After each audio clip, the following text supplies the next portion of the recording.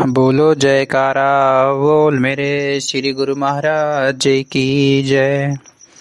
गुरुमुखों जय सच्चिदानंद। बड़ी सुंदर सा सत्संग है। एक मंदिर में एक पुजारी रहते थे। निकट ही एक नर्तकी भी रहा करती थी। पुजारी हर समय नर्तकी की बुराई करते रहते थे कि वह नरक जाएगी। उधर नर्तकी की मजबूरी में वह कार्य करती थी और सदा परमात्मा से अपने कर्मों के लिए क्षमा मांगती हुई प्रार्थनार्थक रहती थी। संयोगवश दोनों की मृत्यु एक ही दिन हुई। चित्रगुप्त के पास कर्मों का गणना होने पर पता चला कि मन ही मन बुरा भाव रखने के कारण पुजारी के पाप बढ़ गए हैं, जबकि मन ही मन प्रायश्चित वृत्ति रखने के कारण नर्तकी उत्तम फल की अधिकारी बन गई। वस्तुत कर्मों का फल मनोभाव के अनुसार मिलता है। बाहर इसके कर्म से ज़्यादा महत्वपूर्ण यह होता है कि कर्म करते समय हमारे मनोभाव कैसे हैं। इसलिए सदा पवित्र मनोभाव रखते हुए कर्म करना चाहिए।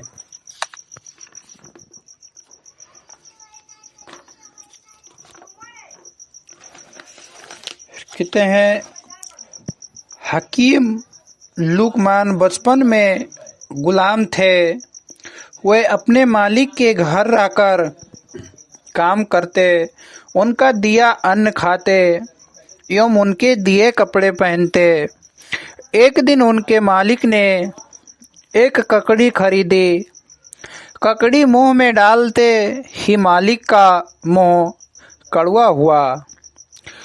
उन्होंने मजाक में ही वह ककड़ी लुकमान को खाने के लिए दे दी। लुकमान को भी वह ककड़ी कड़वी लगी, परंतु उन्होंने प्रसन्न भाव से उसे खा लिया। मालिक को यह देखकर आश्चर्य हुआ। उन्होंने लुकमान से पूछा, तुमने इतनी कड़वी ककड़ी कैसे खा ली? लुकमान ने उत्तर दिया, मालिक, आप मुझे प्रतिदिन खाने के लिए अनेक स्वादिष्ट पकवान देते हैं। उनको खाकर मैं आनंदित होता हूँ। आज जब आपने मुझे खाने के लिए ककड़ी दी है तो मैंने सोचा कि मुझे इसे भी प्रसन्नतापूर्वक ग्रहण करना चाहिए।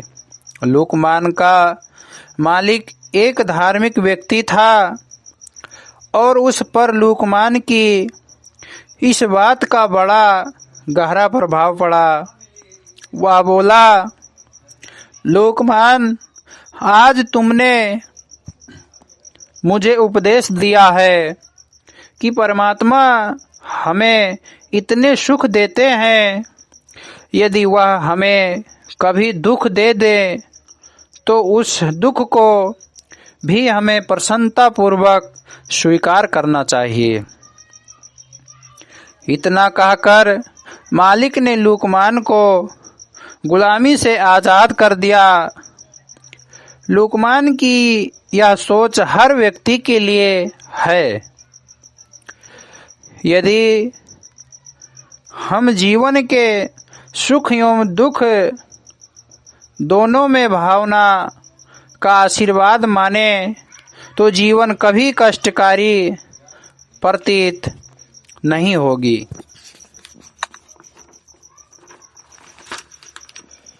डॉक्टर राजेंद्र प्रसाद उन दिनों राष्ट्रपति तो नहीं बने थे, परंतु भारत के अग्रणी नेता अवश्य थे। एक बार उन्हें पंडित नेहरू ने मिलने इलाहाबाद जाना था, इसलिए ट्रेन पर उन्हें लेने अनेक व्यक्ति पहुंचे, परंतु उनकी सादगी के कारण उन्हें पहचान न सके और वापस लौट गए। राजेंद्र बाबू टांगे पर बैठकर आनंद भाव पहुंचते। रात बहुत हो चुकी थी। लोगों को जगाने की अपेक्षा उन्होंने यही उचित समझा कि दरवाजे के बाहर खुले फर्श पर सो गए। रात्रि के अंतिम प्रहर में जब उन्हें दमे की खांसी उठी तो पंडित नेहरू ने उनकी आवाज़ पहचानी और द्वार खोलकर उन्हें घर के भीतर लेकर गए। राजेंद्र बाबू की इस सादगी एवं सज्जनता को जब लोगों ने अगले दिन जाना तो सबकी आंखें भर आई।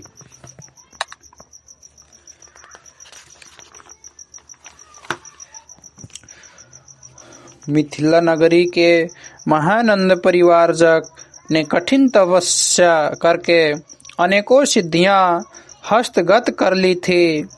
उनकी ख्याति सर्वत्र फैलने लगी। अनेक लोग उनकी सिद्धियां से लाभान्वित होने लगे। इतना होने पर भी महानंद को मानसिक शांति नहीं मिल पा रही थी। एक दिन इसी चिंता में वे अपनी कुटिया से निकलकर एक गांव की ओर चल निकले। मार्ग में उन्हें किसी के कराहने का स्वर सुनाई दिया। उसे सुनकर उनका हृदय विगलित हो गया तथा उन्होंने रात भर बीमार व्यक्ति की सेवा की। चौथा प्रहर होने पर ही उन्हें नींद आ पाई। उस रात्रि उन्हें अपूर्व शांति और स्थिरता का अनुभव हुआ। उनको बोध हुआ कि तप साधना द्वारा अर्जित और स्थिरता का अनुभव हुआ। उनको क्षमा का लोक हित में उपयोग न कर पाने का कारण ही उनका मन अशांत था। उन्होंने उसी उद्देश्य में अपनी तप शक्ति को नियोजित करने का प्रण लिया। गुरुमुखों, बहुत प्यारा सा सत्संग है। छोटा छोटा सत्संग इसी में जोड़ दिया गया है। आप लोग सुनिएगा और अपने जीवन का कल्याण करिएगा। बोलो जयकारा बोल मेरे श्री गुरु महाराज की जय हो।